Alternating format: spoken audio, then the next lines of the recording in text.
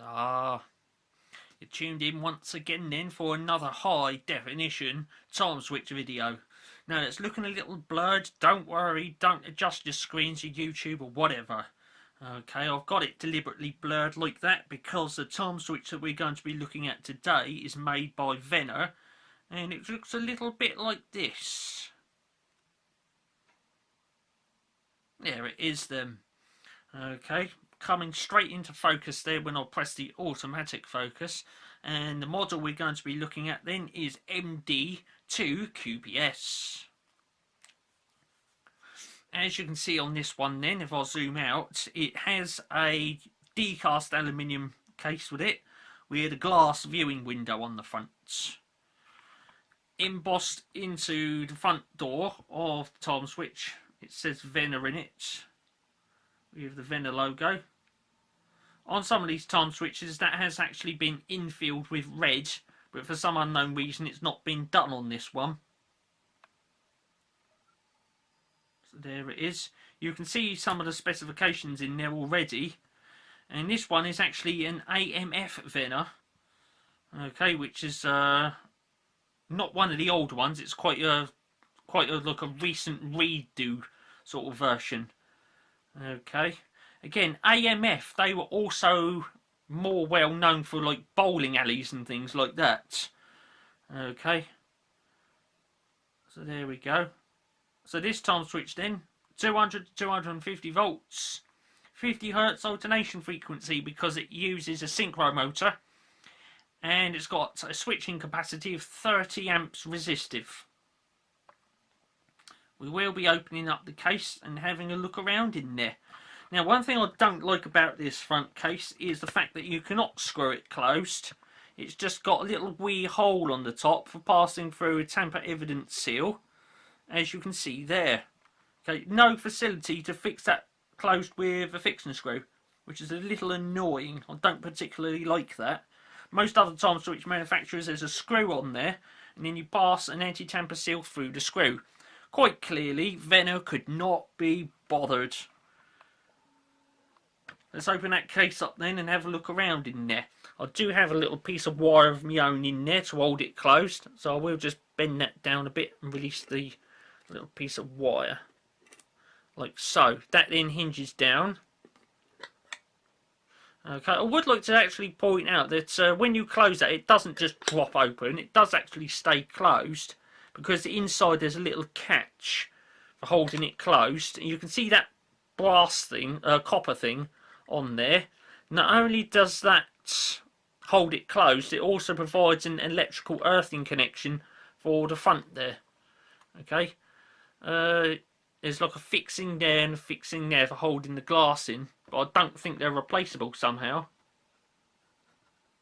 No, they are not replaceable. So I'm not sure of how you'd release that if this glass broke, but I don't think you can replace those. So once the glass breaks, that's the end of it. You can't really sort of replace it.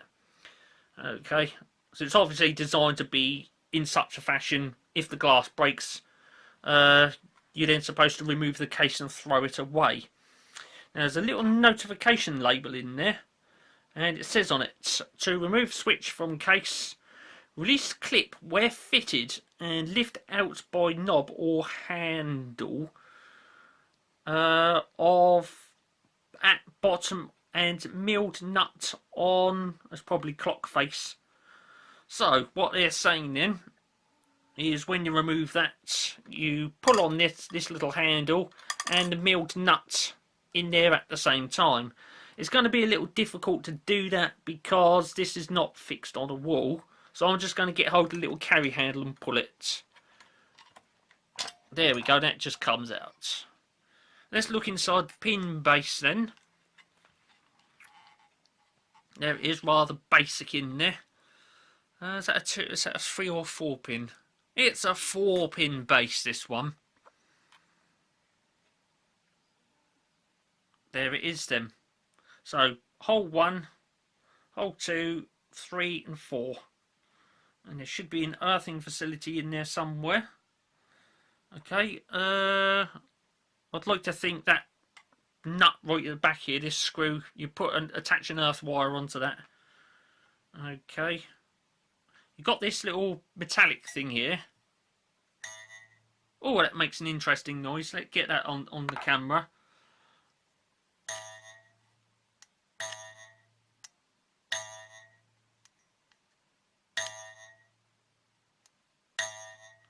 How bizarre. So there we go. So yes, alternatively, the earthing connection could probably be on the outside. There it is. There's your earthing connection there then. And your 4 connections down the bottom. 2 of those will be for the synchro motor and 2 will be for the load. Okay. Again, it says that on the front of there. I don't know why. Okay. I've got a feeling on earlier time switches, when this door was closed, there would be like a little hole in, there'd be like a little lever sticking out so you could operate it with the door closed. This one doesn't have such a feature. Okay. So there it is. Doesn't actually have such a feature on the time switch. Okay, we do have a rotary knob in the middle. Again, you turn it that way for on, like so, and turn it that way for off. You can see inside there the little mechanism operates when I do it. There you go, it's on, and that's off.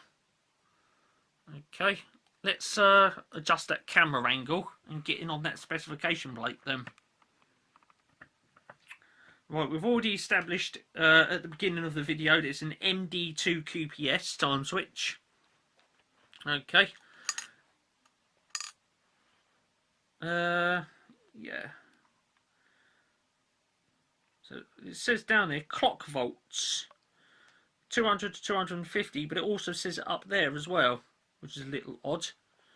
And the D in a circle for some unknown reason. It says owner's number, which is left blank. Okay. MD2 QPS, which is the type. Okay. Right, now we've got a star wheel on the side of this. Okay, so you can take the screws out and have this omit certain on operations. You've got some threaded holes down the bottom of it, bottom here, and I would like to think that when you remove these screws, you store those screws in these holes. So we've got 1, 2, 3, 4, 5, 6 holes there, so you can take up to 6 screws out of that. And by the look of things, you can have 2 screws per day. Okay.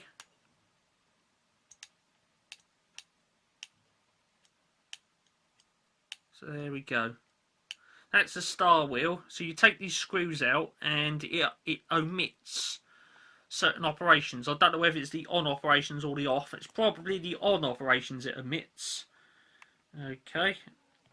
We've got the time pointer there. 24-hour dial, but it's got 2 lots of 12 on it. Okay. It's got 2 ons and 2 offs.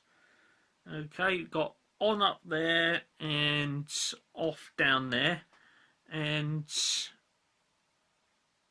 off there and on there. Okay, so this has been set up in such a fashion that only the on operation works once a day. Okay, because you've got on there and on up there. So if you get on, go round once, and then get another one that goes round, this one renders that one useless. Okay, so there you go, and it's the same with the off operations. Once one operates, it then renders the other one useless. What you can do with these is loosen that nut off and reconfigure these around the clock in such a fashion that you can then bring into function once again the other set of on and off togs. I wrote a date on that as well. 18th of February 2005 I got this. Okay, on the top there. There you go. Has it got any details around the back? Yes, it has. Let me adjust that camera height.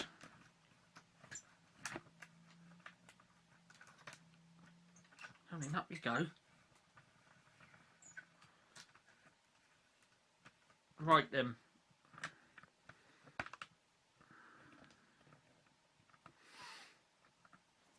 On the back then it says Venner on there.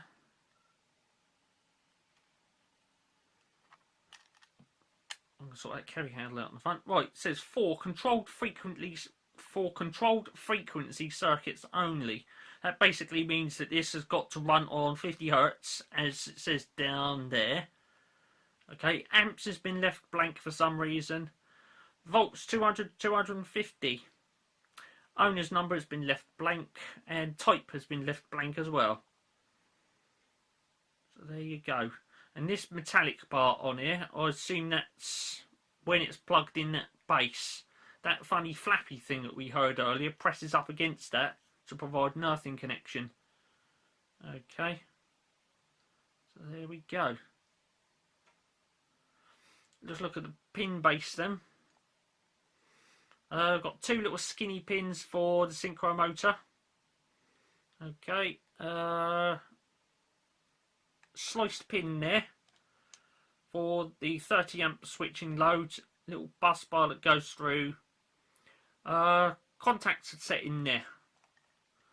This is currently set to off. Let me turn it on. There we go. That's now on. And if I reach in there, I can act upon that contact. Like so. Just trying to get the light in there for you. There you go. You can see it in there now. So there you go. There's a little 30 amp contact in there. 30 amps resistive, that is. I think it says on the front of there. Yeah, 30 amps resistive. Interestingly, it doesn't say anything about inductive loads.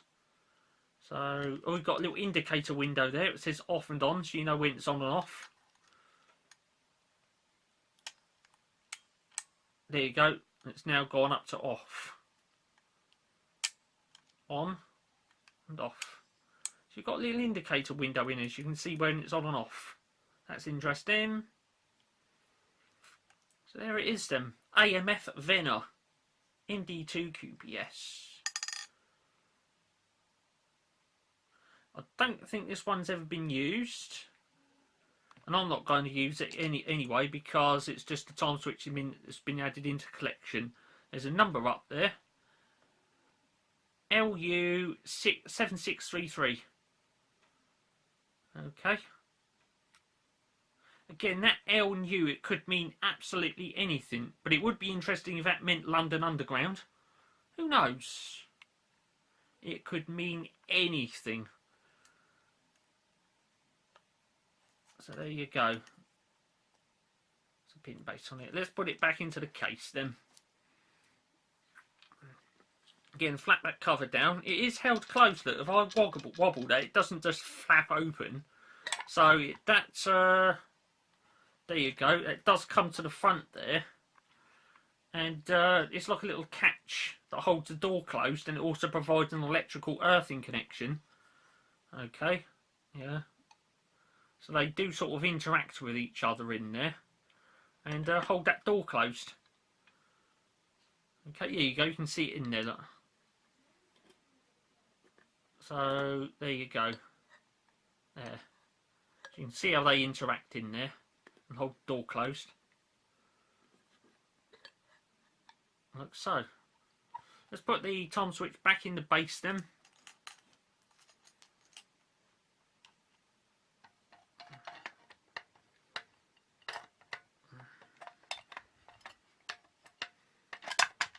There it is.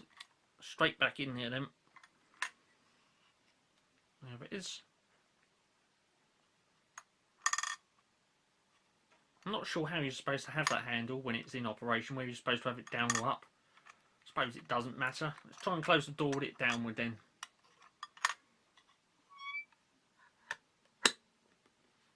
Yeah, it's not fouling anything, getting in the way of anything.